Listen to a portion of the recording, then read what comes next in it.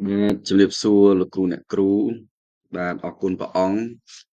ថ្ងៃនេះយើងមានមេរៀនថ្មីបន្តទៀតសម្រាប់វគ្គទី3នៃឆ្នាំសិក្សា2024-2025បាទហើយនេះគឺជាមេរៀនមួយដែលតាក់ទងទៅនឹងវិទ្យាគ្រូកង្វាលបាទអញ្ចឹងយើងដឹងហើយថាវិទ្យាគ្រូកង្វាលក្នុងនាមយើងខ្លាយទៅជាគ្រូកង្វាលតើយើងត្រូវមានចំណេះដឹងអ្វីខ្លះក្នុងការដែលយើងឈរចំពោះមុខបងប្អូនក្រុមជំនុំនៅក្នុងការដែលយើងជាអ្នកទទួលខុសត្រូវបាទដូច្នេះសូមឲ្យលោកគ្រូអ្នកគ្រូទាំងអស់គ្នាបានរៀនជាមួយខ្ញុំបាទនៅក្នុងមេរៀននេះបាទសូមអរគុណបាទលោកគ្រូអ្នកគ្រូយើងនៅក្នុងមេរៀននេះយើងមើលអំពីទិដ្ឋភាពទូទៅបាទទិដ្ឋភាពទូទៅនៅក្នុងព្រះគម្ពីរមិនត្រឹមតែផ្ដល់ឲ្យយើងនៅការយល់ដឹងអំពីទំនាក់ទំនងរបស់ព្រះជាមួយនឹងរាជទ្រង់ប៉ុណ្ណោះទេប៉ុន្តែថែមទាំងឲ្យយើងយល់ដឹងអំពីតួនាទីរបស់យើងក្នុងនាមដឹកនាំពួកជំនុំដើម្បីអភិវឌ្ឍពន្ធកិច្ចនៃការបង្កើតសិស្សទៅតាមពួកជំនុំនីមួយៗឲ្យបានទូលំទូលាយផងដែរដូច្នេះនេះគឺជាការមួយដែលលើកទឹកចិត្តដល់យើងថាក្នុងនាមយើងជាអ្នកដឹកនាំពួកជំនុំជាអ្នកដែលបម្រើនោះយើងត្រូវការអឺយល់ដឹងហើយអនុវត្តនៅក្នុងព្រះគម្ពីរឲ្យបានត្រឹមត្រូវប្រយោជន៍ឲ្យយើងបានផ្ដល់នៅការទំនាក់ទំនងនេះកាន់តែល្អជាមួយព្រះអង្គហើយនឹងជាមួយក្រុមជំនុំបាទឥឡូវនេះយើងមើលអំពីគោលបំណងបាទគោលបំណងនៃមេរៀននេះនៅចុងបញ្ចប់នៃមេរៀននេះយើងអាចយល់ដឹងអំពីបាទទី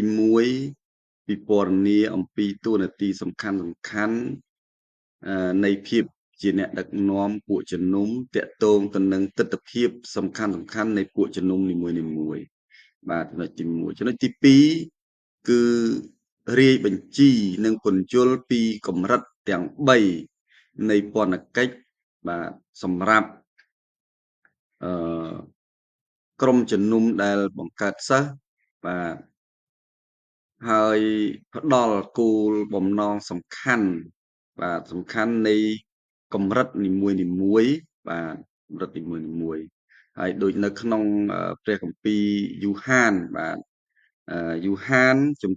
ខ្សែទី1ចំពុក1ចំពុក2ខ12ដល់ខ14អញ្ចឹងខ្ញុំអានពាក្យអត្ថបទកន្លឹះនេះបន្តិចបាទ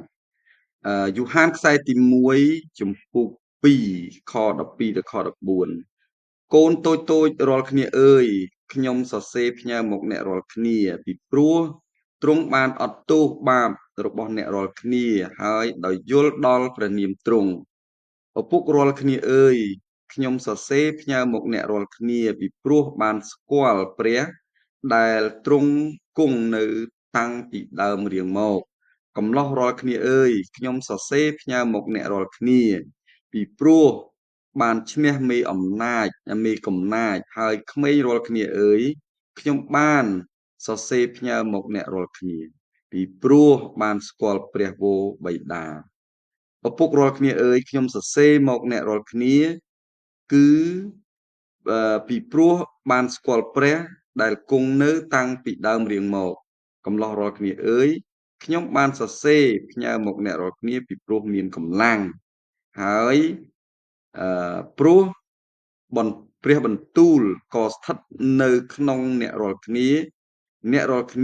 បានឈ្នះមេកំណាចហើយអាមែនអរគុណព្រះអង្គឥឡូវបន្តផេកមួយទៀតបាទបន្ទាប់ពីយើងបានដឹងអំពីវត្ថុអំណងបាទវត្ថុអំណងរួចមកបាទ យើងក៏បានបន្តថាកម្រិតនៃភាពជាអ្នកដឹកនាំនៃពួកជំនុំសម្រាប់ពួកជំនុំដែលបង្កើតសិស្សបាទនេះគឺជាពួកជំនុំដែលពោរពេញដោយការបង្កើតសិស្សពាក់ព័ន្ធទៅនឹងកម្រិតទាំង3នៃពន្ធកិច្ចបាទអញ្ចឹងកម្រិតទាំង3នៃពន្ធកិច្ចរបស់យើងនឹងនៅស្លាយបន្ទាប់ទៀតនេះបាទអរគុណបាទឥឡូវនេះយើងបន្តផេកមួយទៀតចំណុចនេះគឺតាកតងទៅនឹងរូបភាពបាទរូបភាពនៃភាពជាអ្នកដឹកនាំពួកជំនុំនៅទីនេះយើងត្រូវបានមើលឃើញនៅក្នុងទស្សនវិជ្ជានៃព្រះគម្ពីរទស្សនវិជ្ជាខាងក្រោមនៃព្រះគម្ពីរគឺជារូបភាពសំខាន់នៃពួកជំនុំដែលបានបង្កើតនៅក្នុងបែបបទពីរយ៉ាងបាទបែបបទពីរយ៉ាងការយល់ដឹងពីពួកជំនុំបាទអញ្ចឹងយើងបន្តទៀតបាទអញ្ចឹងពីចំណុចនេះចំណុចទី1ចំណុចកចំណុចកនេះគឺនិយាយអំពីពួកជំនុំគឺដូចជាហ្វូងចៀមបាទដូចជាហ្វូងចៀមអញ្ចឹងយើងមើលថាពួកជំនុំដូចជាហ្វូងចៀមរបស់ព្រះបាទពួកជំនុំដូចជាហ្វូងចៀមរបស់ព្រះមនុស្សដែលស្ថិតនៅក្រោមការមើលថែរបស់ព្រះត្រូវបានថែទាំឲ្យមានភាពពេញវ័យបាទចឹងហើយពួកជំនុំគឺដូចជាហ្វូងចៀមបងប្អូនយើងដឹងហើយថាក្រុមជំនុំគឺដូចជាហ្វូងចៀមបាទហើយគ្រូពង្វាលជាអ្នកខ្វៀលហ្វូងចៀមបាទចឹងនៅក្នុងទស្សនវិជ្ជានៃពួកជំនុំដូចជាកូនចៀមនេះគឺយើងមានពីរចំណុចតូចទី1ព្រះបាទព្រះគ្រីស្ទជាអ្នកគង្វាលពិតជាអ្នកគង្វាលដ៏ល្អបាទដោយក្រុមជំនុំរបស់ព្រះអង្គទ្រង់ជាអ្នកគង្វាលចំណុចទី2ថាអ្នកដឹកនាំពួកជំនុំគឺជាអ្នកដែលស្ថិតនៅក្រោមអ្នកគង្វាលបាទផ្សេងទៀតបាទក្រមអ្នកកងវិលផ្សេងទៀតអញ្ចឹងទេយើងអ្នកដឹកនាំពួកជំនុំគឺស្ថិតនៅក្រោមអ្នកកងវិលផ្សេងទៀតមានន័យថាអ្នកដឹកនាំក្រុមដែលស្ថិតក្រោមការគ្រប់គ្រងរបស់គ្រូកងវិលណាហើយ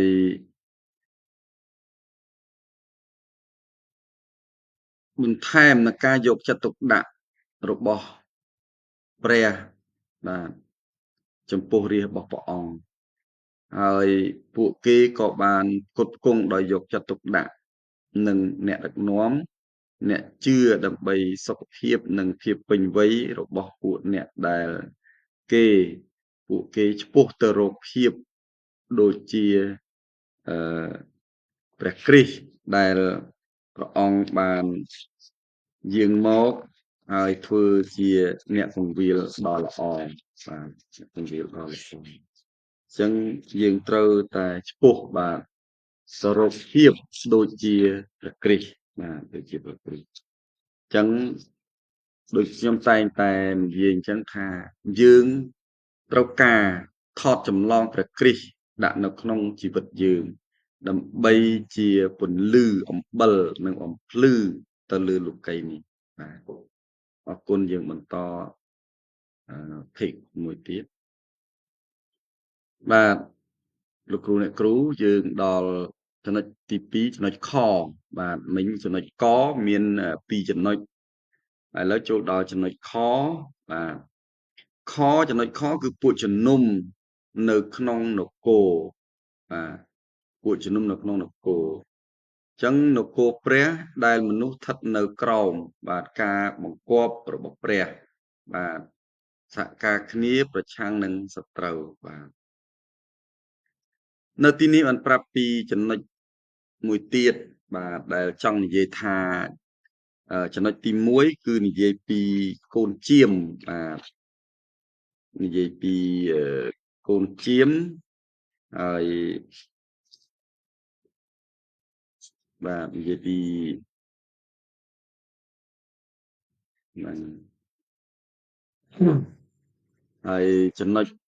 នេះគឺនិយាយតាក់ទងទៅនឹងនគរបាទចំណុចមុនហ្នឹងឃើញថាយើងនិយាយអំពីអឺ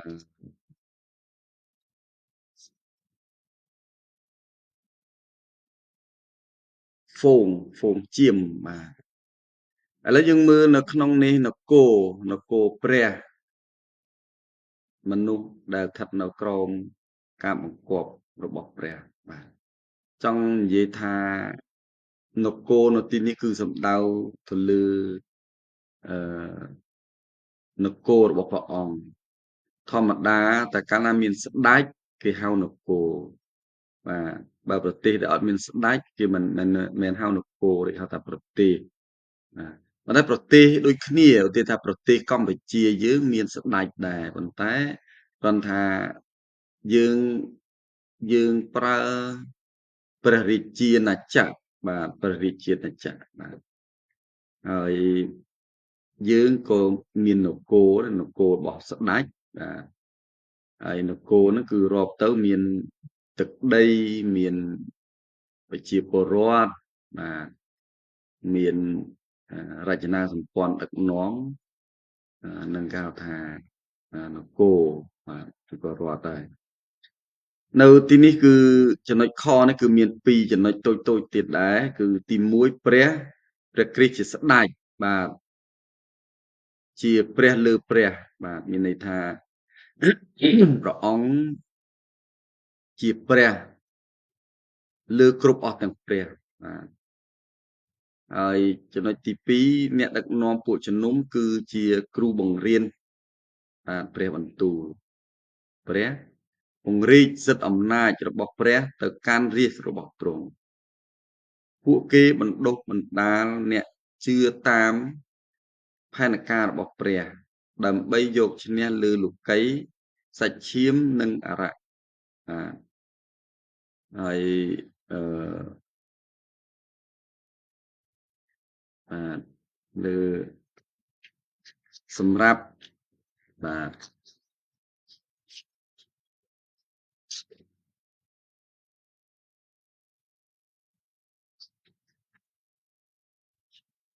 សម្រាប់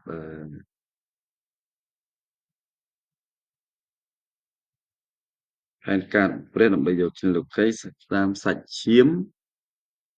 បាទតាមសាច់ឈាមនិងអារក្សបាទសម្រាប់ការផ្សាយដំណឹងល្អបាទការផ្សាយដំណឹងល្អអញ្ចឹងយើងបន្តទៅភេទមួយទៀតបាទឥឡូវចូលមួយទៀតចំណុចគោបាទចំណុចគោគឺតកតងទៅនឹងបាទពួកជំនុំដូចជារូបកាយហើយរូបកាយគឺសំដៅទៅលើព្រះគ្រីស្ទបាទមនុស្សរួបរวมនៅក្នុងស្រីល្អដែលមានជីវិតការជួយគ្នាទៅវិញទៅមកដើម្បីលូតលាស់ខាងឯវិញ្ញាណចំណុចគោក៏ចែកចេញជាពីរចំណុចតូចដូចគ្នាគឺព្រះគ្រីស្ទបាទគឺព្រះអង្គជាសេរសាបាទព្រះអង្គជាសេរសារបស់យើងជារូបកាយបាទអញ្ចឹងពួកជំនុំគឺជារូបកាយអញ្ចឹងព្រះអង្គជាសេរសាបាទអញ្ចឹងបើព្រះអង្គជាសេរសាអ្នកដឹកនាំពួកជំនុំប្រកាសហើយថាជាអ្នកដែលត្រូវបានផ្ដល់ឲ្យនៅអំណោយទានបាទការអនុវត្តតាមដំណើរការនៃការរីកចម្រើនរបស់ព្រះគ្រីស្ទនៅក្នុងចំណោមអវយវៈរបស់អឺរូបអង្គទ្រង់បាទហើយពួកគេរៀបចំអ្នកជឿដើម្បីបម្រើក្នុងរូបកាយនិងក្រៅរូបកាយនៅក្នុងលោកីយ៍នេះបាទអញ្ចឹងទេយើងដឹងហើយថាក្រុមជំនុំគឺប្រៀបដូចជារូបកាយបាទរីឯព្រះអង្គគឺជាសេរសាបាទសេរសានៃរូបកាយយើង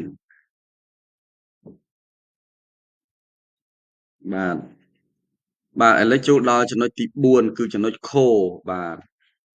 ចំណុចខពួកជំនុំ គឺព្រះអង្គប្រៀបដូចជាកូនក្រមុំបាទកូនក្រមុំរបស់ព្រះគ្រីស្ទមនុស្សបានភ្ជាប់ទំនាក់ទំនងស្នេហានិងរៀនស្រឡាញ់និងចេះស្រឡាញ់បាទ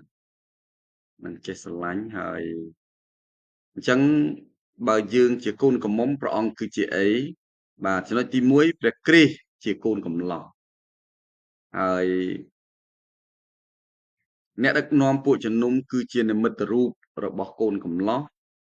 គឺពង្រីកសេចក្តីស្រឡាញ់របស់ព្រះគ្រីស្ទបាទចំពោះរាស្ត្រទ្រង់ដោយនាំពួកគេចូលទៅចំពោះទ្រង់ពួកគេជួយអ្នកឲ្យជឿឲ្យនៅតែស្មោះត្រង់បាទចំពោះព្រះគ្រីស្ទបាទ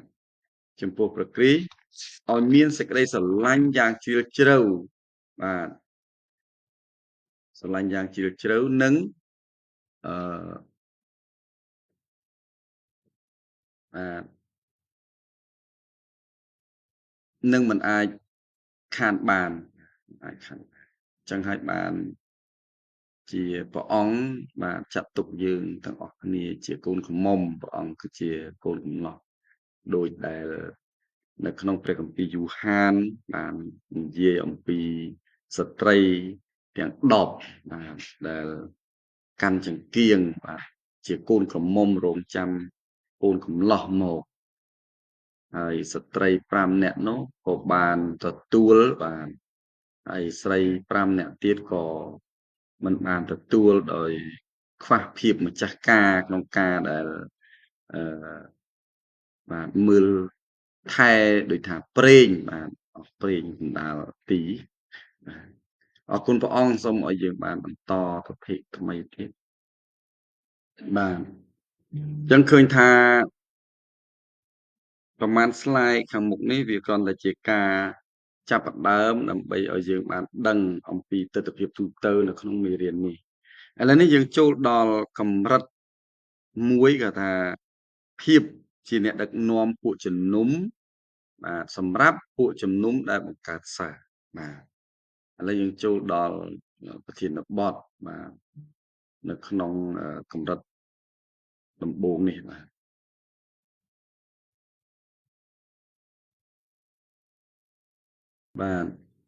ឥឡូវនេះគឺជាអឺបាទចាប់ផ្ដើមនៃចំណុចទី1គឺចំណុចកបាទ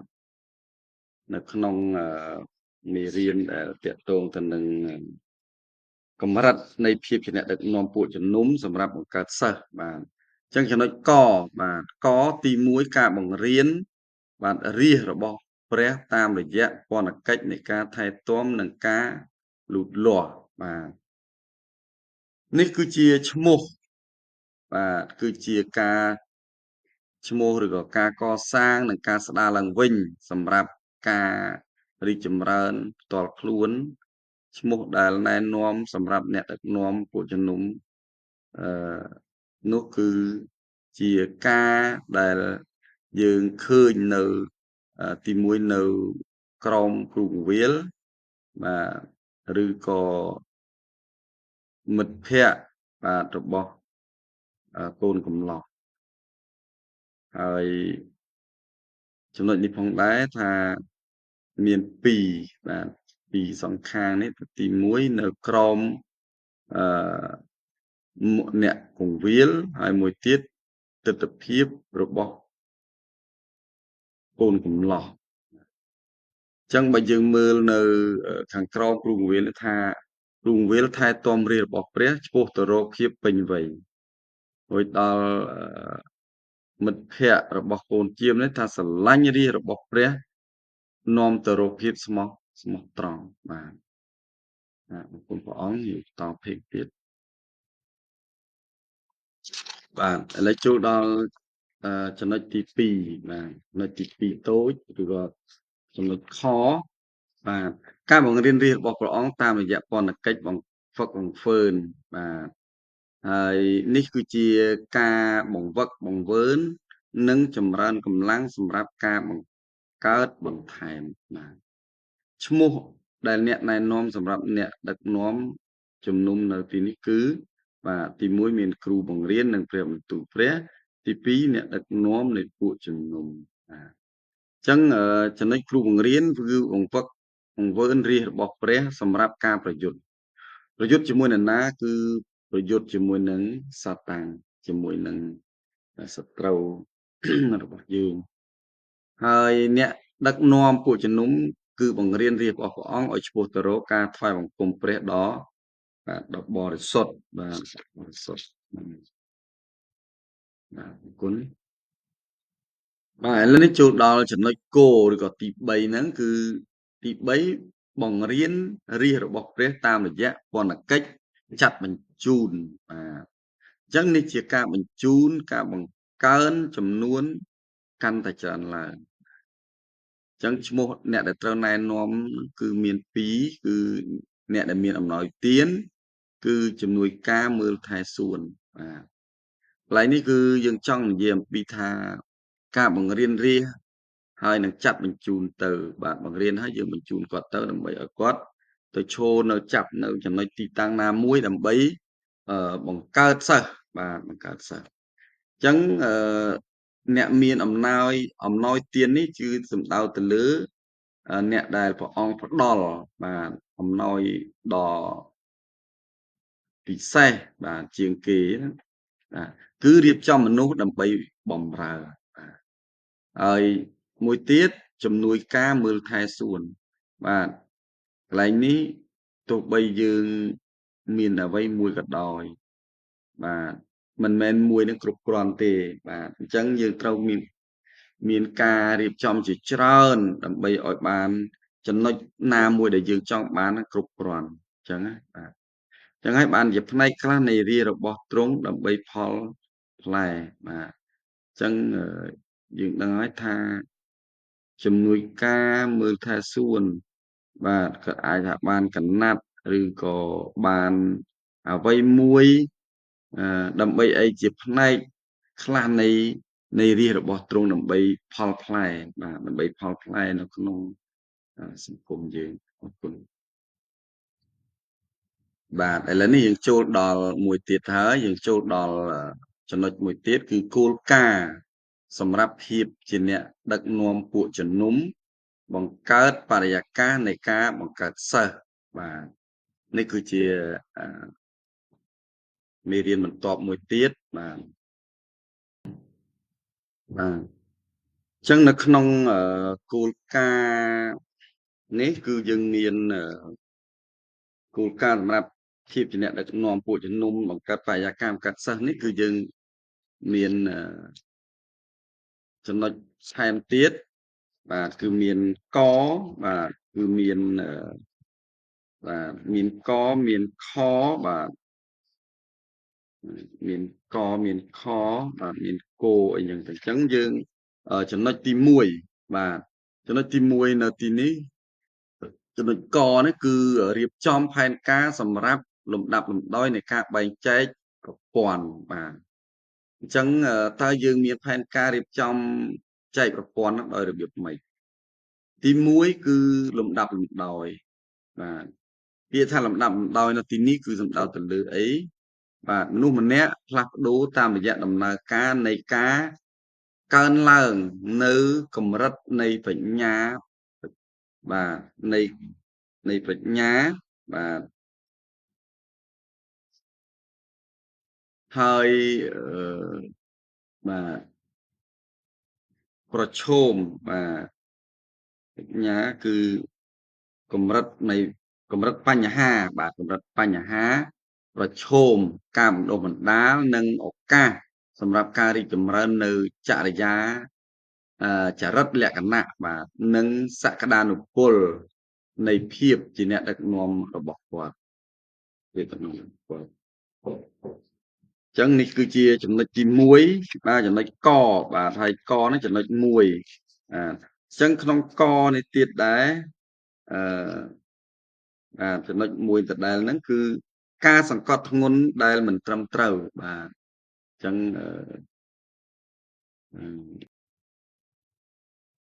បាទឥឡូវនេះយើងចូលដល់បាទការសង្កត់ធ្ងន់ដែលមិនត្រឹមត្រូវបាទ ចំណុចកដដែលហ្នឹងគឺផ្ដោតទៅលើការរៀនឲ្យចប់ថ្នាក់ឬក៏សៀវភៅការងារឬក៏សម្ភារៈផ្សេងៗដែលនាំឲ្យមានចំណេះដឹងប៉ុណ្ណោះបាទអញ្ចឹងមួយទៀតការសង្កត់ធ្ងន់ដែលត្រឹមត្រូវគឺសំដៅទៅលើការអភិវឌ្ឍចរិតលក្ខណៈបទពិសោធន៍និងការងារអភិវឌ្ឍបាទការងារដើរទៅលើការងារអភិវឌ្ឍចរិតលក្ខណៈបាទចរិតលក្ខណៈបាទហើយការងារនិងការអភិវឌ្ឍបាទអញ្ចឹងយើងចូលបាទចំណុចកបាទចំណុចទី1ហ្នឹងចប់ហើយឥឡូវចូលដល់ចំណុចកដដែលហ្នឹងចូលដល់លេខ2វិញបាទចំណុចលេខ2គឺការបែងចែកអញ្ចឹងការបែងចែកក្រុមបាទគឺទំនាក់ទំនងឬពន្ធកិច្ចផ្សេងហ្នឹងវាអឺត្រូវបានរៀបចំឡើងដោយចេតនាដើម្បីផ្ដល់ឲ្យនៅកម្រិតផ្សេងៗនៃកម្រិតផ្សេងគ្នានៃបញ្ហាប្រឈមឬក៏ការបង្វឹកបង្វើននិងឱកាសការបម្រើបាទអ្នកដឹកនាំពួកជំនុំយល់ពីរបៀបដែលកម្រិតនីមួយៗផ្ដល់នូវដំណាក់កាលរីកចម្រើនច្រើននៃភាពពេញវ័យបាទពេញវ័យហើយ នៅក្នុងពេលដែលមានមនុស្សម្នាក់បាទត្រៀមខ្លួនរួចជាស្រេចបាទអញ្ចឹងអ្នកនោះអាចត្រូវបានជំទាស់ឬក៏អាចនាំទៅដល់កម្រិតបន្ទាប់បាទនេះគឺជាចំណុចទី2នៅក្នុងចំណុចកបាទបាទអញ្ចឹងយើងនៅក្នុងចំណុចបាទកដដែលបាទអញ្ចឹងក្នុងលេខ2បាទចំណុចលេខ2ហ្នឹងគឺអឺយើងមើលឃើញអំពីបាទកម្រិតទាបបាទកម្រិតទាបនៅទីនេះគឺទំនាក់ទំនងនៃពន្ធកិច្ចបាទមានចេតនាផ្ដល់នៅភាពជាប់លាប់បន្តដើម្បីឲ្យអ្នកជឿថ្មីអាចមាននិរន្តរ៍នៅក្នុងអឺអាចបន្តនៅជាប់ជាមួយនឹងពួកអឺដែលគេត្រូវការបាទអញ្ចឹងនៅទីនេះគឺគេត្រូវបានលើកទឹកចិត្តឲ្យរីកចម្រើននិងត្រៀមខ្លួនសម្រាប់បម្រើសម្រាប់ការឬក៏បដិញ្ញាចិត្តខ្ពស់បាទអញ្ចឹងនៅក្នុងចំណុចកម្រិតទាបបាទយើងឃើញថាការទំនាក់ទំនងពន្ធកិច្ចមានចេតនាដល់នៅភាពបាទជាប់លាប់បន្តដើម្បីឲ្យអ្នកដែលជឿថ្មីអាចបន្តនៅជាមួយពួកគេបានបាទតាមតម្រូវការអញ្ចឹងណាបាទអរគុណយើងបន្ត slide ថ្មីមួយទៀតបាទអញ្ចឹងនៅក្នុងចំណុចកដដែលបាទគឺមួយទៀតក្រមពន្ធកិច្ចនីមួយៗក្នុងក្រមជំនុំគួរតែមានគោលបំណងនិងកម្រិតនៃការបង្វឹកបង្វើនច្បាស់លាស់វាជាការល្អបំផុតក្នុងការដែលរក្សាក្រមបាទរក្សាក្រមបាទរក្សាក្រមដែលអឺក្នុងការព្យាយាមដើម្បីសម្រេចបាននៅកម្រិតនៃការបង្វឹកបង្វើន2ឬក៏3នៅក្នុងពេលតែមួយបាទបែបនោះមានតែធ្វើឲ្យមនុស្សនិងអ្នកដឹកនាំខកចិត្តតែប៉ុណ្ណោះដូច្នេះហើយយើងមើលឃើញថាការរៀបចំផែនការសម្រាប់លំដាប់លំដោយនៃការបែងចែកជាប្រព័ន្ធនេះគឺយើងត្រូវតែយកចិត្តទុកដាក់បំផុតក្នុងការរៀបចំនេះបាទឥឡូវនេះយើងនៅតែក្នុងចំណុចកដដែលទេគឺផែនការសម្រាប់លំដាប់លំដោយការបែងចែកប្រព័ន្ធបាទចំណុចមួយទៀតជាទូទៅដើម្បីផ្លាស់ប្ដូរកម្រិតផ្សេងអ្នកត្រូវតែផ្លាស់ប្ដូរក្រុមបាទផ្លាស់ប្ដូរទំនាក់ទំនងឬក៏ពន្ធកិច្ចបាទនេះបើសិនជាយើងជាទូទៅណាបាទ បាទឥឡូវនេះយើងដល់ចំណុចកប៉ុន្តែដល់ចូលលេខរៀងទី3ហើយបាទនិយាយពីប្រព័ន្ធបាទប្រព័ន្ធនៅទីនេះគឺជាទស្សនៈនៃពន្ធកិច្ចនិងបរិយាកាសទាំងមូលរួមចំណែកដល់ការអឺរីកលូតលាស់របស់មនុស្សយើងការកើនឡើងតាមរយៈកម្រិតផ្សេងៗនេះជាការបង្កើតសិស្សពេញលេញពួកជំនុំវាមិនគ្រាន់តែជាកម្មវិធីដាច់ដោយឡែករបស់ពួកជំនុំទេចឹងហើយបាននៅក្នុងចំណុចលេខ3នេះគឺនិយាយពីប្រព័ន្ធបើតាមទស្សនៈនៃពន្ធកិច្ចនិងការនិយាយទាំងមូលរួមចំណែកក្នុងការរីកលូតលាស់ហ្នឹងយើងឃើញថាការដែលកើនឡើងតាមរយៈកម្រិតផ្សេងបាទហើយអ្វីដែលជាការបង្កើតសិស្សពេញពួកជំនុំវាគ្រាន់តែជាកម្មវិធីដាច់ដោយឡែកសម្រាប់ពួកជំនុំយើងទេអរគុណបាទឥឡូវនេះយើងចប់ចំណុចកហើយឥឡូវយើងចូលដល់ចំណុចខបាទចំណុចខនេះគឺនិយាយពីការរៀបចំផែនការបាទការរៀបចំផែនការបែងចែកក្រុមបាទដាក់ថ្នាក់រៀនឬទំនាក់ទំនងផ្សេងៗក៏បែងចែកនីមួយៗអឺលំដាប់ដោយប្រព័ន្ធមានគោលបំណងច្បាស់លាស់បាទហើយឥឡូវនេះយើងមើលក្រុមនីមួយៗគួរតែដាក់តាក់ទងនឹងកម្រិតមួយក្នុងចំណោមកម្រិតទាំងកម្រិតនៃភាសាបែងចែកលំដាប់លំដោយតាមប្រព័ន្ធបាទចឹងហើយបានចំណុចខគឺនិយាយពីផែនការបាទនិយាយពីផែនការចឹង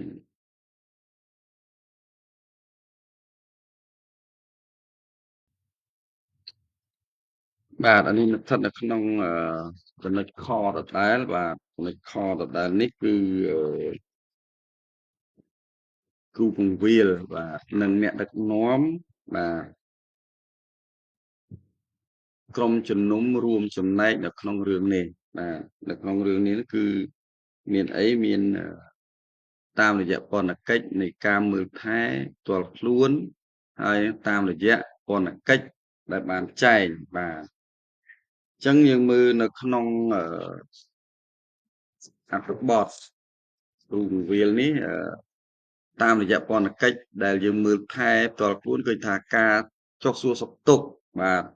ឬក៏ប្រឹក្សាយោបល់បាទមួយទៀតការដោះស្រាយវិបត្តិបាទមិនទៅឲ្យលោកគ្រូដោះស្រាយវិបត្តិហើយទិញយកស្បែកជើងឬក៏អ្វីផ្សេងៗទៅឲ្យគ្រូហូបរាអាចរាកនោមអីអានឹងក៏វាពិបាកដែរអញ្ចឹងហើយបានយើងត្រូវការដោះស្រាយវិបត្តិបាទនឹងការដាក់វិន័យបាទនេះតាមរយៈពន្ធកិច្ចនៃការមើលថែបាទមួយទៀតតាមរយៈពន្ធកិច្ចនៃការបែងចែកបាទបែងចែកហ្នឹងគឺទី1យើងអធិប្បាយនិងការបង្រៀនហើយការរៀបចំអាពាហ៍ពិពាហ៍ពិធីបុណ្យសពបាទដឹកនាំការថ្វាយបង្គំអញ្ចឹងហើយបានគ្រូបង្រៀននិងអ្នកដឹកនាំវាមានរួមចំណែកក្នុងរឿងហ្នឹងបាទហើយការរួមចំណែកគឺត្រូវធ្វើតាមប្រព័ន្ធកិច្ចនៃកម្រិតថែទាំហ្នឹងគឺផ្ទាល់ខ្លួនគឺតាមរយៈពន្ធកិច្ចបាទចែករំលែកគ្នាទៅវិញទៅមកដើម្បីឲ្យបានយល់បាទឥឡូវនេះយើងចូលដល់ផេកមួយទៀតបាទនៅក្នុងចំណុចខដែលបាទចំណុចខគឺផែនការបែងចែកក្រុមថ្នាក់ឬក៏តំណែងផ្សេងការបែងចែកនីមួយៗមានគោលបំណងច្បាស់លាស់បាទអញ្ចឹងក្រុមនីមួយៗតែងតែតាក់ទងទៅនឹងកម្រិតមួយក្នុងចំណោមកម្រិតនៃការបែងចែកលំដាប់លំដោយនៃប្រព័ន្ធបាទអញ្ចឹងយើងមើលពួកជំនុំដែលប្រកបគ្នាជាក្រុមរួមចំណែកនៅក្នុងរឿងនេះតាមរយៈ ពន្ធកិច្ចជាក្រុមឬក៏ក្រុមប្រកបគ្នាបាទ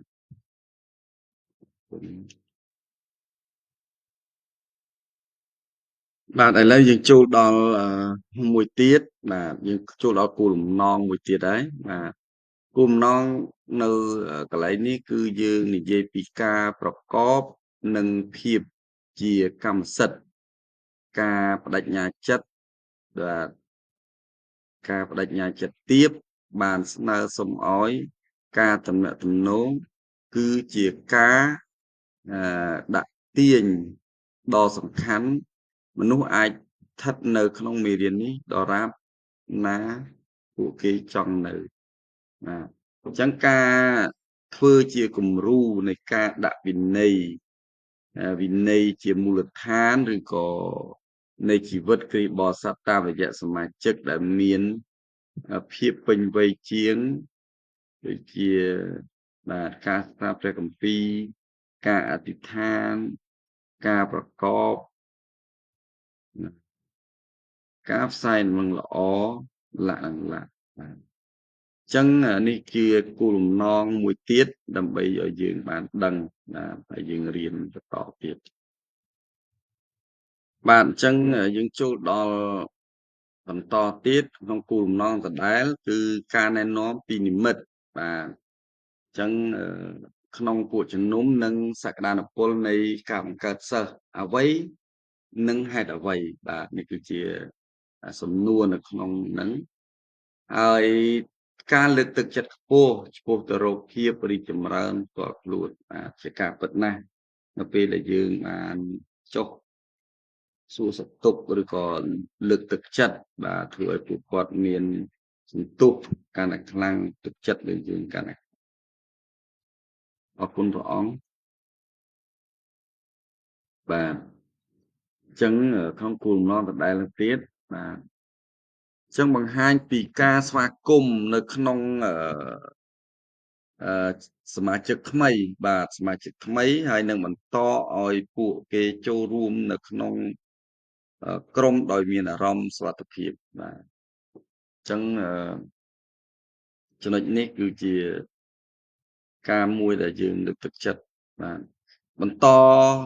ទំនាក់ទំនងដោយតម្រង់ទៅរកការផ្សាយដំណឹងល្អ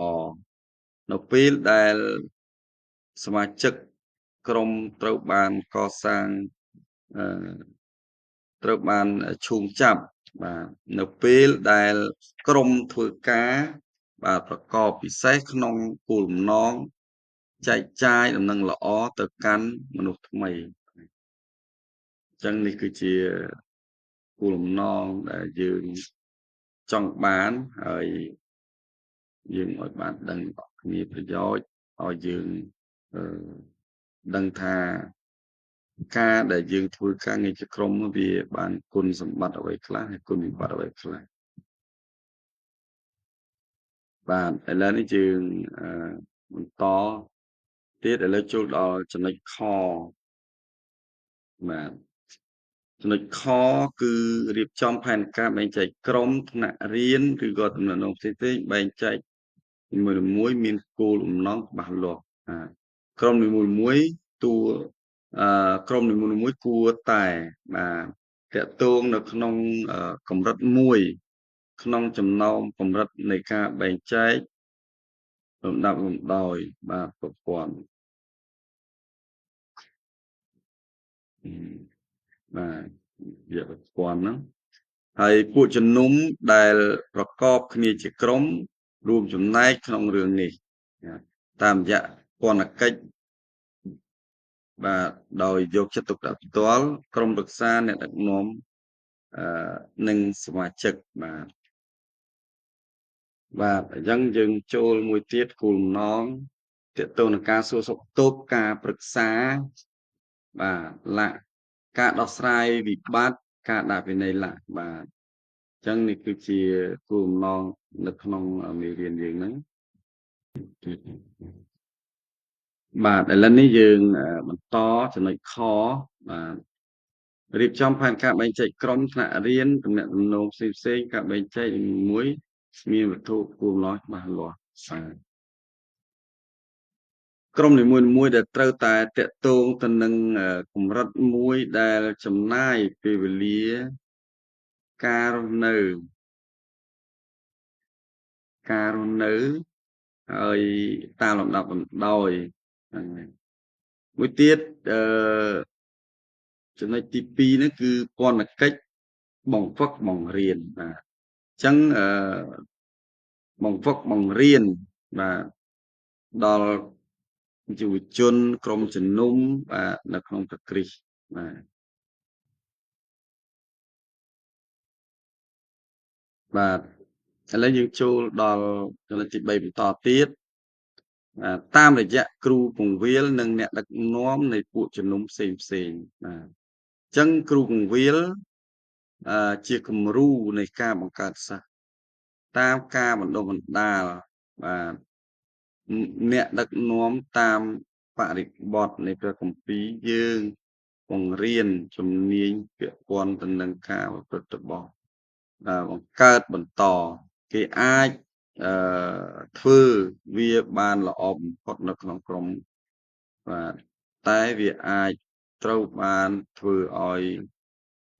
ធ្វើឡើងមួយទល់នឹងមួយប្រសិនបើមានមនុស្សបាទមានមនុស្សអឺគ្រប់គ្រាន់សម្រាប់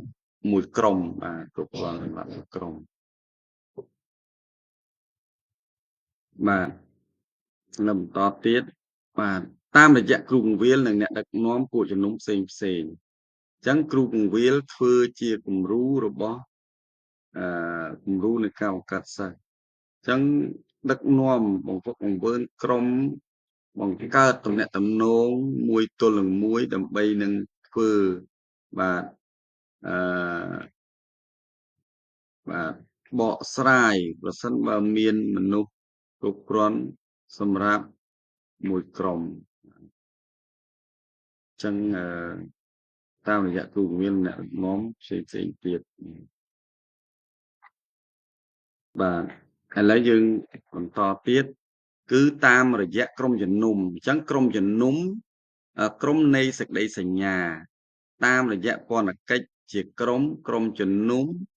ក្រុមនៃសេចក្តីសញ្ញាបាទអញ្ចឹងក្នុងគោលបំណងដដែលរចនាសម្ព័ន្ធនៃការបង្វឹកបង្វើនទាំងចំណេះដឹងខាងព្រះគម្ពីរនិងជំនាញក្នុងពន្ធកិច្ចផ្សេងដំណឹងល្អនិងការតាមដានការបង្កើតបន្ថែមបាទអញ្ចឹងនៅក្នុងចំណុចនេះគឺការបដិញ្ញាចិត្តខ្ពស់ក្រុមតម្រូវឲ្យមានការបដិញ្ញាចិត្ត1ឆ្នាំបាទឬ2ឆ្នាំបាទនេះជាការពិតដែលអ្នកដឹកនាំយើងត្រូវតែមនុស្សមិនមែនយកអ្នកដឹកនាំអត់ចេះអីមកដឹកនាំគេទេបាទបាទអញ្ចឹងនៅក្នុងគោលបំណងដដែលហ្នឹងគឺការបង្ហាញអំពីពន្ធកិច្ចចំពោះឱកាសនៃការបម្រើផ្សេងក្នុងពួកជំនុំនោះវាស្វែងយល់អំពីទំនាក់ទំនងល្អហើយតាមរូបភាពបង្រៀននិងបង្ហាញពីពន្ធកិច្ចកិច្ចការរបស់លោកបាទដើម្បីនឹងមតិកែលម្អបាទបាទឥឡូវនេះយើងបន្តទៀតចំណុចទី3ហ្នឹងគឺ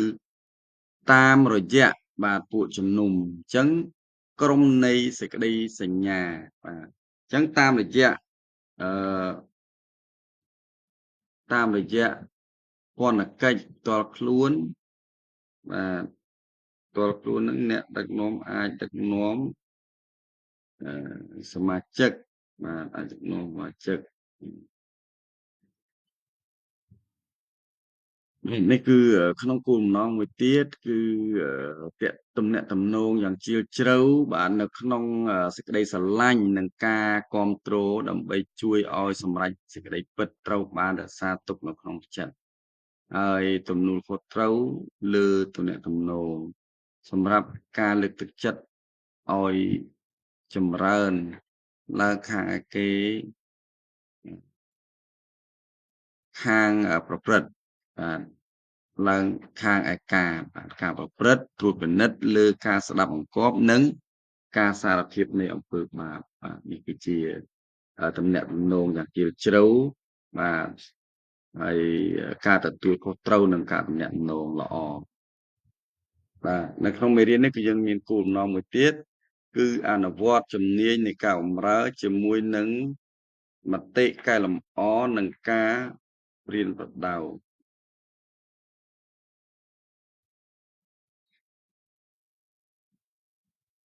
បាទឥឡូវយើងចូលបន្តទៀតគឺចំណុចខដដែលហ្នឹងគឺរៀបចំផែនការបែងចែកបាទក្រុមថ្នាក់រៀនទំនាក់ទំនងផ្សេងៗការបែងចែកនីមួយៗមានគោលបំណងច្បាស់លាស់បាទនេះគឺជាចំណុចសំខាន់ដែលយើងត្រូវតែមានគោលបំណងច្បាស់លាស់ណាស់ហើយក្រុមនីមួយៗត្រូវតែតាក់ទងទៅនឹងកម្រិតមួយក្នុងចំណោមកម្រិតនៃការបែងចែកលំដាប់លំដោយប្រព័ន្ធអញ្ចឹងនៅទីនេះបានប្រាប់ថាបាទចំណុចខចំណុចទី3ថាពន្ធកិច្ចបាទចាត់បញ្ជូនបាទគ្រូបង្វឹកមនុស្សដើម្បីបង្រៀនអ្នកឯទៀតបាទនៅក្នុងចំណុចខដដែលគឺមួយទៀតគឺនិយាយពីគ្រូបង្រៀននិងអ្នកដឹកនាំចាត់ចែងពួកសិស្សទៅក្នុងពន្ធកិច្ចបាទអញ្ចឹងគ្រូបង្រៀនបាទរក្សានិមិត្តឲ្យបានច្បាស់លាស់សម្រាប់ការបង្កើតសិស្សនិងបណ្ដុះបណ្ដាលអ្នកដឹកនាំសំខាន់នៅក្នុងពន្ធកិច្ចហើយទទួលខុសត្រូវនៅលើទំនាក់ទំនងស៊ីជម្រៅគឺចាំបាច់សម្រាប់រឿងនេះបាទហើយគេអាចវាយបាទទល់នឹងការមួយអ្នកដឹកនាំឬក៏ក្រុមបាទឬក៏ក្រុមហ្នឹង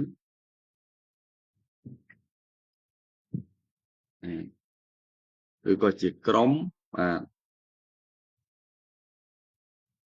អញ្ចឹងយើងមើលខាងក្រោមទៀតបាទគ្រូបង្រៀននិងអ្នកដឹកនាំចាត់ចែងពួកសិស្សទៅក្នុងពន្ធកិច្ចបាទអញ្ចឹងអ្នកដឹកនាំមុននេះគ្រូបង្រៀនហើយអ្នកដឹកនាំមានបទពិសោធន៍ច្រើនទាំងនេះគឺសហការជាមួយនឹងអ្នកទើបនឹងចាប់ផ្ដើមដើម្បីបង្កប់បង្កើនដោះស្រាយរាល់បញ្ហាដែលគាត់ជួបប្រទះអ្នកដឹកនាំក្នុងការស្នើសុំបាទបាទចំណុចខដដែលគឺសហគមន៍នៃការសហគមន៍នៃភាពជាអ្នកដឹកនាំការបែងចែកសិស្សពួកជំនុំទៅក្នុងពន្ធកិច្ចចឹងតាមរយៈពន្ធកិច្ចក្រុមហ្នឹងគឺសហគមន៍ក៏ជាដៃគូឬក៏ជាមានភាពជាអ្នកដឹកនាំបាទមានភាពជាអ្នកដឹកនាំដែរបាទអញ្ចឹងក្នុងគោលបំណងនេះមួយទៀតដែរគឺរក្សានិមិត្តនិងទិសដៅរឹងមាំសម្រាប់អ្នកដឹកនាំប្រព័ន្ធពន្ធកិច្ចទាំងអស់ឲ្យ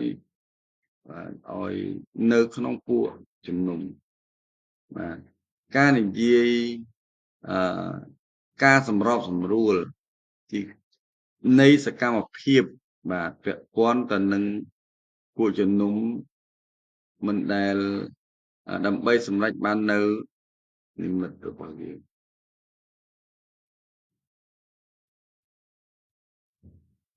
បាទអញ្ចឹងនៅក្នុងគោលបំណងនៃបន្តទៀតបាទការបណ្ដុះបណ្ដាលភាពជាអ្នកដឹកនាំបាទអញ្ចឹងការបណ្ដុះបណ្ដាលភាពជាអ្នកដឹកនាំនេះគឺជាក្រុមជាន់ខ្ពស់ការគ្រប់គ្រងពន្ធកិច្ចឡាបាទការងារអឺបូជអឺការបដិញ្ញាចិត្តបាទខ្ពស់បាទអញ្ចឹងការចូលរួមនៅក្នុងក្រុមនិងដឹកនាំក្រុមប្រព័ន្ធកិច្ចផ្សេងទៀតជាថ្មីម្ដងទៀតគឺសម្រាប់ការចូលរួមប្រប្រភេទនេះទើបបាទទាមទារការបដិញ្ញាចិត្តឬ2ឆ្នាំទៀតអញ្ចឹងនេះគឺជាចំណុចសំខាន់ណាស់បាទ បាទចំណុចខដដែលគឺអសហគមន៍នៃភាពជាអ្នកដឹកនាំចាត់ចែងបាទពួកសិស្សនៅក្នុងពន្ធកិច្ចចឹងតាមរយៈពន្ធកិច្ចផ្ទាល់ខ្លួននៃពីក្រុមអ្នកដឹកនាំនាំនិងសមាជិកក្រុមគឺអឺឲ្យគាត់ឲ្យកូនឲ្យអឺដឹកណែនាំបាទដឹកនាំបាទសមាជិកក្រុមយើងបាទមួយទៀតគឺទទួលខុសត្រូវលើទំនាក់ទំនងសម្រាប់ការលើកទឹកចិត្តឲ្យចម្រើនឡើងខាងឯប្រព្រឹត្តបាទត្រួតពិនិត្យលើការស្ដាប់បង្គាប់និងការសហការអំពីអំពើបាបបាទចឹងទំនាក់ទំនងជ្រាលជ្រៅនោះគឺនៃសេចក្តីស្រឡាញ់និងភាពបាទនិងការគាំទ្រដើម្បីឆ្លើយតបដោយមនុស្សឲ្យជួយបាទក្នុងសេចក្តីពិតត្រូវបានរក្សាទុកនៅក្នុងចិត្តបាទនេះបាទឥឡូវនេះយើងចូលដល់បាទមេរៀនទី2ទាក់ទងទៅនឹងគ្រាប់ពូជត្រូវតែព្រោះក្នុងចិត្តយើងចឹងមាននៅក្នុងព្រះគម្ពីរម៉ាកុសទី4ខ11ដល់ខ10បាទម៉ាកុសទី13ខ20ហើយខ2ម៉ាកុស4 1 10ម៉ាកុស3 20ចឹងនេះគឺជាព្រះគម្ពីរយោងរបស់យើងក្នុងការត្រួតពិនិត្យមើលសូមអរគុណបាទចឹងនៅក្នុង page នេះយើងមើលហើយយើងដឹងថាក្នុងម៉ាកុសចំពោះ4ខ21ដល់29អញ្ចឹងគ្រាប់ពូជត្រូវតែការពារនិងថែទាំបាទបាទឥឡូវយើងមើលបន្តទៀតថានៅពេលដែលយើងមិនយល់ពីព្រះបន្ទូលបាទដូចនៅក្នុងអេពីសូតចំពោះ1ខ17ដល់14អញ្ចឹងថាអធិដ្ឋានសុំការលើកបើកសម្ដែងដើម្បីឲ្យយើងបានបើកសម្ដែងនៅលក្ខណៈសម្បត្តិរបស់យើងបាទក្នុងការដែលយើងអានព្រះបន្ទូលបាទនៅក្នុងเพจនេះគឺនិយាយពីបន្តបាទបន្តរស់ដោយសារព្រះបន្ទូលបាទអញ្ចឹងយើងព្រះអង្គបន្ទូលថាម៉េចថានំប៉័ងគឺជាជីវិតហើយជាចំណុចមួយដែលយើងត្រូវយកព្រះបន្ទូលជាគោលបាទ